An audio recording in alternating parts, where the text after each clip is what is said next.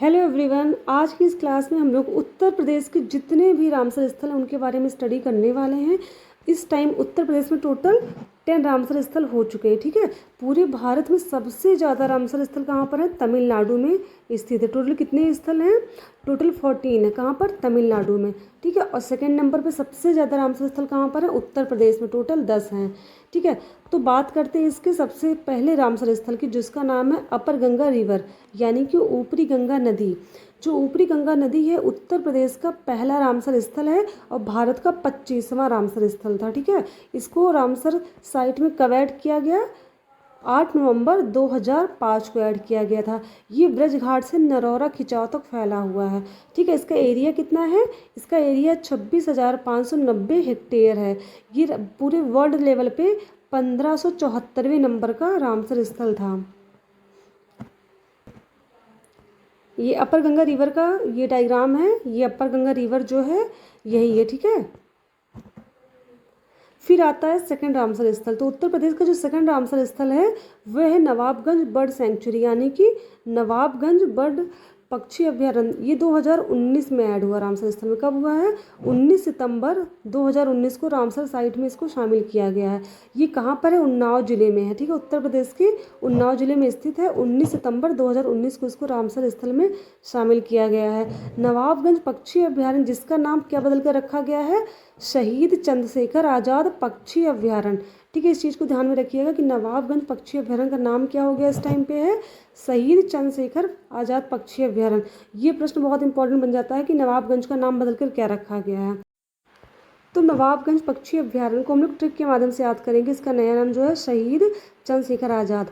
तो चंद्र का हो जाएगा चंदन, शेखर का हो जाएगा मस्तक, यानी कि मस्तक पर चंदन कब लगाया जाता है? जब कोई व्यक्ति बहुत महान काम कर ले, यानी कि जो नवाब हो। नवाबगंज का मतलब हो जाएगा नवाब, और जो लोग नवाब होते हैं उनके ऊपर क्या होता है? उनके मस्तक में हमेशा चंदन लगा होता है। तो शहीद चंद्रशेखर आज़ाद पक्षी अभ्यारण्य किसका नया नाम है? नवाबगंज पक्षी अभ्यारण्य का नया नाम है। ठीक है, इस जो पक्षी अभ्यारण्य यहाँ पर क्या है? एक विशाल झील है और उसके चारों ओर दूर तक फैला हुआ हरा जंगल है। यहाँ पर जाड़े के मौसम में साइबेरियन क्रेन और तमाम अन्य प्रकार के प्रवासी पक्षी देखे जा सकते हैं, यानी कि अन्य देशों से भी क्या होते हैं? विदेशी पक्षी यहाँ पर आते हैं। सबसे ज़्यादा क्या देखा गया है? साइबेरियन पक्षी, जो कि ठंडी के मौसम में आता है।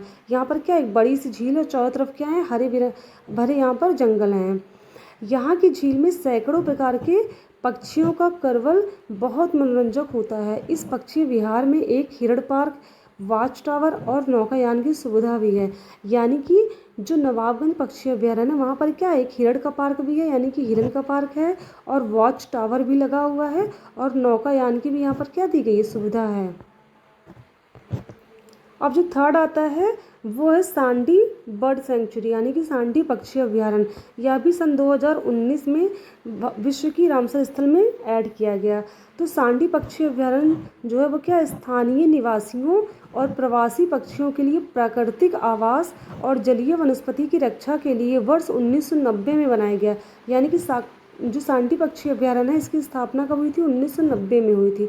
सांडी पक्षी विहार को इसके प्राचीन नाम डेहर झील के नाम से भी जाना जाता है।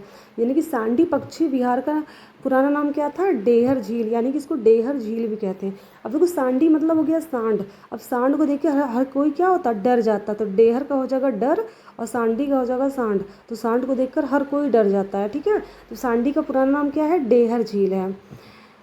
झील का लगभग 309 हेक्टेयर क्या है इसका क्षेत्रफल है। ठीक है, गर्रा नदी, जिससे पहले गरुड़ गंगा के नाम से भी जाना जाता था, पक्षी विहार के पास से गुजरती। यानी कि जो सांडी पक्षी विहार है इससे कौन सी नदी गुजरती है? गर्रा नदी गुजरती है, जिसको पहले क्या कहते थे? गरुड़ गंगा के नाम से भी जाना जाता था। ठीक है, तो सांडी पक्षी विहार में पहुंचने से पहले प्रवासी पक्षी नदी के तट पर आराम करते हैं। यानी कि जो गर्रा नदी है यहाँ पर पहले आराम करेंगे, फिर सांडी पक्षी विहार पे वो जाते हैं। नवंबर के महीने में सर्दियों की शुरुआत में विहार में प्रवासी पक्षियों का आगमन शुरू हो जाता है। यानी कि जो सांडी पक्षी अभ्यारण्य है यहाँ पर क्या होता है? नवंबर के महीने में जो प्रवासी पक्षी होते हैं वो आना स्टार्ट कर देते हैं। प्रवासी का मतलब होता है जो अन्य देशों के पक्षी हैं। ठीक है, निकटतम रेलवे स्टेशन हरदोई 1900 किलोमीटर पर है। यानी कि जो सांडी पक्षी अभ्यारण्य है यहाँ से 19 किलोमीटर की दूरी पर क्या हरदोई है। यानी कि सांडी पक्षी अभ्यारण्य कहाँ पर प्रेजेंट है? ये है हरदोई जिले में। अतीत में दुर्लभ साइबेरियाई सफ़ेद क्रेन ग्रुसलिकोगैरनस को यहाँ देखा गया और कुछ वैज्ञानिकों का मानना है यह पक्षी सही परिस्थितियों में वापस लौटता है। यानी कि अगर देखा जाए तो मतलब विलुप्त होने की कगार पे आया साइबेरियाई जो सफ़ेद क्रेन है उसको कहाँ पर देखा गया था? सांडी पक्षी अभ्यारण्य में देखा गया था। ग्रुसलिकोगैरनस को यहाँ पर देखा गया था। ठीक है, इसका मतलब जो सफ़ेद क्रेन है इसका क्या नाम है? ये जूलॉजिकल नेम है। ठीक है, यहाँ पर देखा गया। फिर आता चौथे नंबर का जो उसका नाम है समस पक्षी अभ्यारण्य। ये भी 2019 में ऐड हुआ है। तो समसपुर बर्ड सेंचुरी जो है ये कहाँ पर? सालोन रायबरेली ज़िले में स्थित है। ये 1987 में इसकी स्थापना होती है। 3 अक्टूबर 2019 को ये रामसर साइट में शामिल किया जाता है। ये वहाँ के कुछ चित्र हैं। जो समसपुर है ये वहाँ के चित्र हैं। तो 5th नंबर का है समन बर्ड सेंचुरी यानी कि समन पक्षी अभ्यारण्य। इसको भी 2019 में रामसर स्थल में शामिल किया गया। ये हैं साइबेरियन क्रेन जो होती हैं। ये पूरे वर्ल्ड लेवल पे 2413वें नंबर का है और इसको 2 दिसंबर 2019 को रामसर साइट में शामिल किया गया है। ठीक है, इस क्षेत्र में बड़े पैमाने पर शरण क्रेन की रक्षा के लिए 1990 में समन अभ्यारण्य को अधिसूचित किया गया। यह मैनपुरी जिले में स्थित है। और 6 नंबर का आता है अर्गा पार्वती अर्गा बर्ड सेंचुरी यानी कि जो पार्वती अर्गा पक्षी अभ्यारण्य है इसको भी 2019 में रामसर स्थल में शामिल किया गया है 2 दिसंबर 2019 को। इसका एरिया कितना? 272 हेक्टेयर है। ये पूरे वर्ल्ड लेवल पे 2416वें नंबर का रामसर स्थल है। ये किसका चित्र है? ये सब क्रेन है। ठीक है, प्रवासी पक्षी जो कि होते हैं। प्रवासी पक्षी का मतलब होता है जो विदेशों से हमारे देश में आते हैं। ठीक है, जो विदेशों से किसी अन्य देश में जाते हैं उनको प्रवासी कहा जाता है और ये पक्षी इसलिए इनको प्रवासी पक्षी कहा गया है। और जो 7वें नंबर का है वो क्या है? सरसई नंवर झील। सरसई नंवर झील को 2019 में रामसर साइट में शामिल किया गया है। यह इटावा जिले में स्थित है। पक्षी सारस के लिए मशहूर सरसई नंवर झील को पर्यटन केंद्र के रूप में विकसित किया जाएगा। ठीक है, ये 19 सितंबर 2019 को किया हुआ था, रामसर स्थल में शामिल किया गया। फिर जो 8वें नंबर का है वो है सुर सरोवर झील। सुर सरोवर को कीथम झील भी कहते हैं। ये आगरा में है। उत्तर प्रदेश वन विभाग द्वारा इसे मार्च 1991 में से राष्ट्रीय पक्षी उद्यान घोषित किया गया। यानी कि जो सुर सरोवर झील है कीथम झील इसको 1991 में क्या घोषित किया गया? राष्ट्रीय पक्षी उद्यान घोषित कर दिया गया। किसके द्वारा? उत्तर प्रदेश वन विभाग के द्वारा। इसी झील के एक तरफ भालू संरक्षण गृह यानी कि बियर रिक्यूज सेंटर है और वन विभाग द्वारा बनाया गया था। ठीक है, जहाँ पर काले भालुओं को मदारियों की कैद से छुड़वा कर रखा गया है। यानी कि यहाँ पर क्या है? यहाँ पर अगर देखा जाए इस कीथम झील में तो क्या भालू संरक्षण गृह भी बनवाया गया यानी कि भालुओं को संरक्षित रखने के लिए। और किससे संरक्षित किया गया था? जो मदारी जो लोग खेल दिखाते हैं भालुओं का उनसे छुड़ा करके इनके लिए क्या बनाया गया? संरक्षण केंद्र यहाँ पर बनाया गया है। और ये कहाँ पर स्थित है? आगरा जिले में स्थित है। ये है कीथम झील का चित्र जो कि ये भी कहाँ है? कीथम जिले का चित्र है जो सुर सरोवर भी जिसे कहते हैं। तो 9वें नंबर का है हैदरपुर वेटलैंड। हैदरपुर वेटलैंड जो है इसको 13 अप्रैल 2021 में रामसर स्थल में शामिल किया गया है। हाल ही में पश्चिमी उत्तर प्रदेश के हैदरपुर वेटलैंड को देश का 47वां और उत्तर प्रदेश का 9वां तथा विश्व का 2463वां रामसर स्थल के रूप में मान्यता मिल गई है। हैदरपुर वेटलैंड एक मानव निर्मित झील है जिसका निर्माण 1984 में हुआ था। ठीक है, यानी कि 1984 में इसका निर्माण हुआ था। यहाँ की जैव विविधता पक्षियों को आकर्षित करती है। विदेशी पक्षी मंगोलिया, ये किसका चित्र है? मंगोलिया का चित्र है जो कि पहाड़ियों को पार करके यहाँ पहुँचते हैं।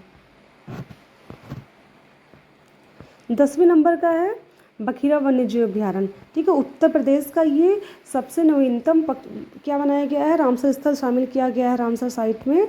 तो बखिरा वन्यजीव अभ्यारण्य जो कि संत कबीर नगर जिले में स्थित है।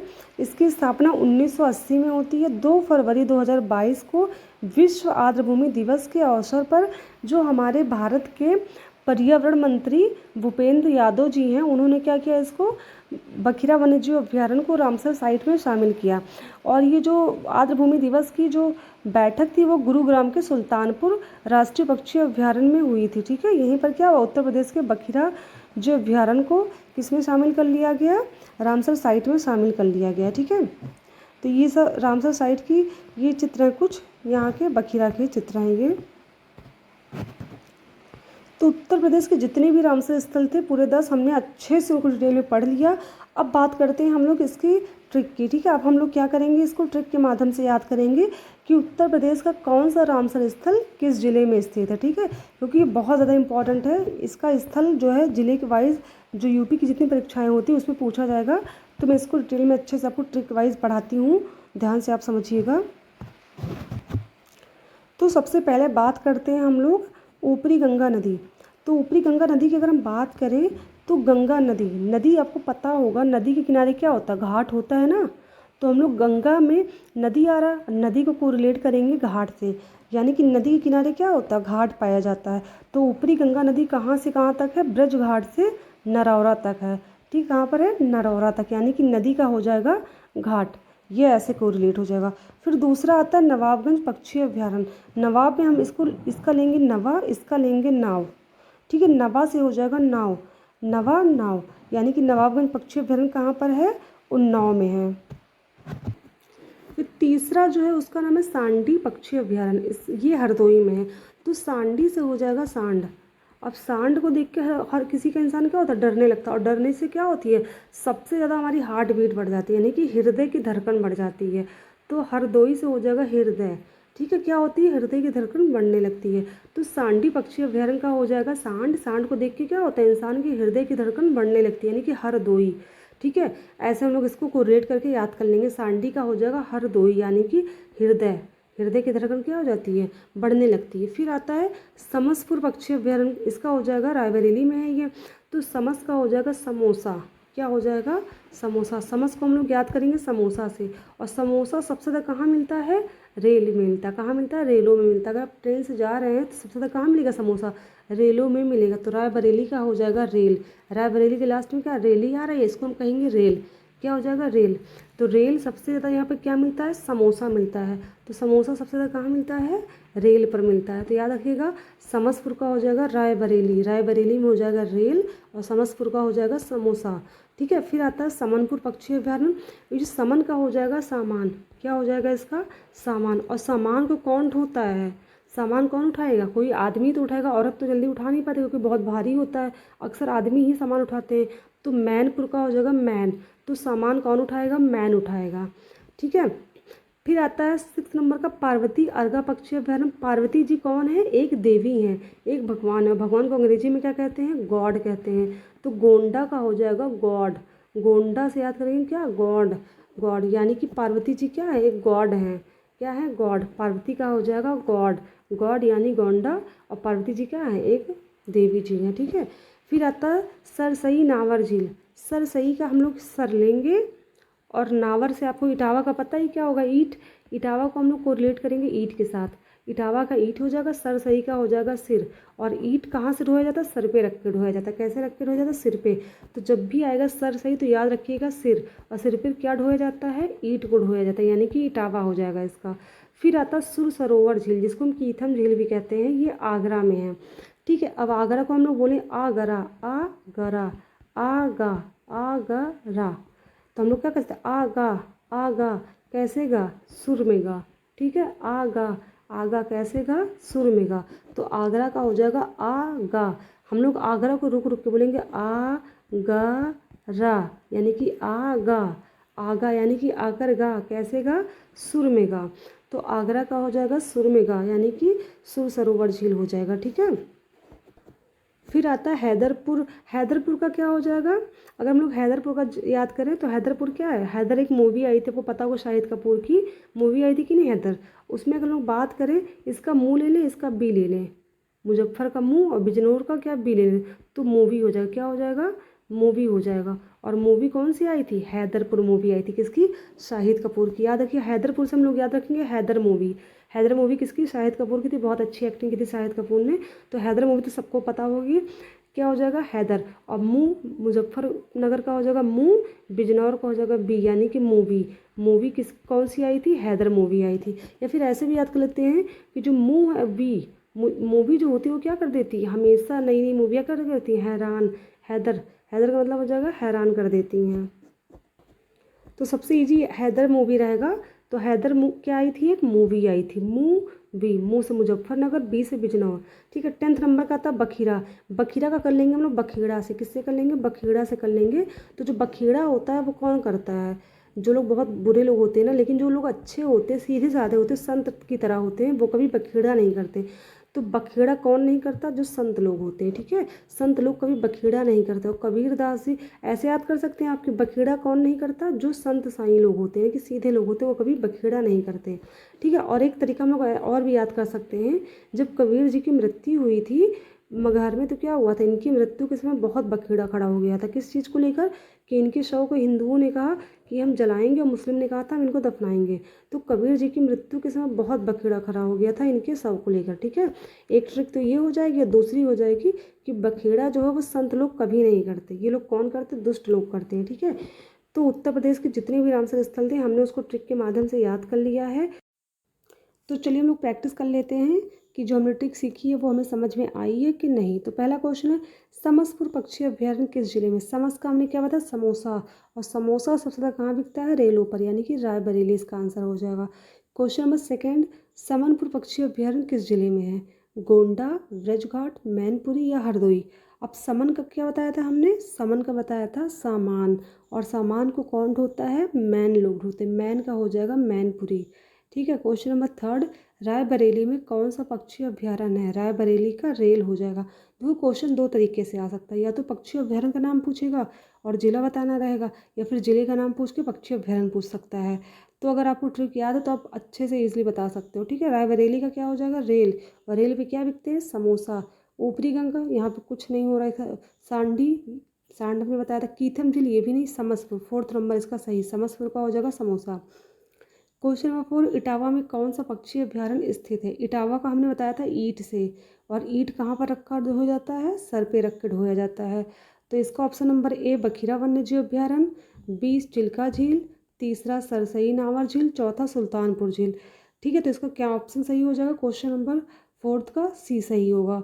क्यों सी सही होगा, सी का मतलब सरसई, सर का, सरसई क्या हो जाएगा, सर, और ईंट को कहाँ रख के ढोते हैं हम लोग, सर पे रख के ढोते हैं। ठीक है। तो क्वेश्चन नंबर 4 का ऑप्शन नंबर सी सही होगा। क्वेश्चन नंबर 5 क्या दिया है, बखीरा वन्यजीव अभ्यारण्य किस राज्य में स्थित है। बखीरा का मतलब है बखेड़ा, और बखेड़ा कौन खड़ा करता है, जो लोग बहुत दुष्ट होते हैं, बुरे लोग होते हैं। और कौन नहीं खड़ा करता, जो संत टाइप के लोग होते हैं। और जब कबीरदास जी मरे थे तो क्या हुआ, बहुत बखेड़ा खड़ा हुआ था। तो कबीरदास जी किस राज्य में थे, आपको पता ही होगा, मगहर उत्तर प्रदेश में है, वहाँ पर उनकी मृत्यु हुई थी ना, तो उत्तर प्रदेश हो जाएगा। ठीक है। उनकी मृत्यु मगहर में हुई थी, लेकिन बखीरा वन्यजीव अभ्यारण्य कहाँ है, संत कबीर नगर में है। तो क्वेश्चन नंबर 6 की बात करते हैं। क्वेश्चन नंबर 6 दिया है, नवाबगंज पक्षी अभ्यारण्य किस जिले में स्थित है। तो नवाब में क्या आ जा रहा है, नवा, और यहाँ पर भी कहीं नवा का हमने बोला था ना, नव, ये दो न और वाह अक्षर आएंगे, यहाँ पर कहीं नहीं आ रहा है, यहाँ पे भी नहीं, इसमें भी नहीं, इसमें आ रहा, उन्नाव में नाव। ठीक है। तो नवाबगंज का नवा, उन्नाव का नाव, ये देखिए ना और वाह यहाँ पे भी आ रहे हैं, और यहाँ पर भी ना और वाह आ रहा है। ठीक है। तो इसका नवाबगंज पक्षी अभ्यारण्य कहाँ पर है, उन्नाव में है।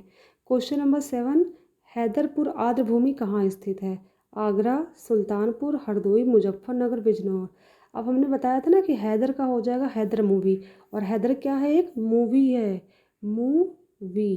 ठीक है। यानी कि मुजफ्फरनगर, बिजनौर। बाकी कहीं पे एम और बी का कहीं जिक्र ही नहीं है, तो ऑप्शन नंबर डी, यानी कि क्वेश्चन नंबर 7 का ऑप्शन नंबर डी सही हो जाएगा। फिर क्वेश्चन नंबर 8 क्या दिया है, निम्नलिखित में से कौन सा पक्षी अभ्यारण्य गोंडा में स्थित है। गोंडा को क्या बताया था हमने, गॉड से रिलेट किया था, गोंडा को हो जाएगा गॉड, और गॉड कौन है, ऊपरी गंगा नदी नहीं, सरसई नावर झील नहीं, पार्वती अर्गा झील, जी हाँ, पार्वती माता क्या है, गॉड हैं, देवी जी है ना, उनकी पूजा होती है। तो पार्वती अर्गा झील कहाँ पर है, गोंडा में स्थित है। फिर आता है सांडी पक्षी अभ्यारण्य कहाँ स्थित है। तो सांडी का हमने बताया था सांड से। ठीक है। और सांड को देखकर क्या होती है, घबराहट होती है, हमारा बीपी बढ़ जाता है, हार्ट बीट क्या होती है, बढ़ने लगती है। तो संत कबीर नगर तो होगा नहीं, क्योंकि संत लोग कैसे होते हैं, बिल्कुल भी बखेड़ा नहीं करते। उन्नाव का, नवाबगंज, नौगौर तो होगा ही नहीं, राजस्थान में है। हरदोई, हरदोई का हमने बताया था हृदय, सांड को देख के क्या होती है, हृदय की धड़कन बढ़ जाती है। फिर क्वेश्चन नंबर 10 क्या दिया है, सरसई नावर झील उत्तर प्रदेश के किस जिले में है? सरसई में सर आ रहा, सर। सर का मतलब हो गया सिर। सिर पर हम लोग क्या ढोते हैं? ईंट धोते हैं। ईंट का हो जाएगा इटावा। इटावा है कि पहला बनारस नहीं होगा। गोंडा का मतलब गॉड, ये भी नहीं होगा। मुजफ्फरनगर तो होगा नहीं, मूवी है। इटावा ईंट होगा, ठीक है। तो सरसई नावर झील कहाँ पर है? इटावा में स्थित है। फिर क्वेश्चन नंबर 11, सुर सरोवर झील किस राज्य में और किस जिले में स्थित है? सुर सरोवर, सुर में क्या कहा गया था? गाना गाने को कहा गया था। मध्य प्रदेश जबलपुर नहीं, राजस्थान नागौर नहीं, उड़ीसा गुवाहाटी गलत है, उत्तर प्रदेश आगरा। आ गा, आ और गा कैसे गा? सुर में गा। तो सुर सरोवर झील कहाँ पे स्थित है? उत्तर प्रदेश के आगरा जिले में स्थित है। इसको कीथम झील भी कहते हैं। फिर क्वेश्चन नंबर 12 क्या कर रहा? नवाबगंज पक्षी अभ्यारण्य का नया नाम क्या है? नवाबगंज, जो लोग नवाब होते हैं उन पे क्या होता है? उनके मस्तर पर क्या लगता है? शेखर यानी कि चंदन लगता है ना। तो भगत सिंह तो होगा नहीं, शहीद चंद्रशेखर आज़ाद यानी कि शिखर यानी कि सिर पर चंदन किसके लगता है? जो लोग नवाब होते हैं। तो इसका ऑप्शन नंबर बी सही होगा। 12 का क्या होगा? बी, यानी कि नवाबगंज पक्षी अभ्यारण्य का नया नाम क्या है? शहीद चंद्रशेखर आज़ाद पक्षी अभ्यारण्य। क्वेश्चन नंबर 13, सांडी पक्षी अभ्यारण्य का पुराना नाम क्या था? सांडी को देखकर इंसान क्या होता है? डर जाता है। डेहर यानी कि डर हो जाएगा, ठीक है। तो सांडी पक्षी अभ्यारण्य का पुराना नाम है डेहर झील। सरसई तो होगा नहीं, इटावा में, काबुल लामजाओ मणिपुर में, देहिंग पटकई असम में, ठीक है। तो ये आपका ये प्रैक्टिस सेट हो गया। आपने अपने आप को जांच लिया होगा कि आपको ये ट्रिक समझ में आई कि नहीं। अगर आपको मेरी क्लास अच्छी लगी हो तो प्लीज़ लाइक कर दीजिएगा, और अगर आपको कोई भी कमी लगती है या फिर लगता है कि मुझे कुछ इंप्रूवमेंट करनी चाहिए अपनी क्लास में, तो प्लीज़ कमेंट सेक्शन में ज़रूर बता दीजिएगा। मैं उस चीज़ को सुधारने की कोशिश ज़रूर करूँगी। और आपने मेरी क्लास को देखा उसके लिए धन्यवाद।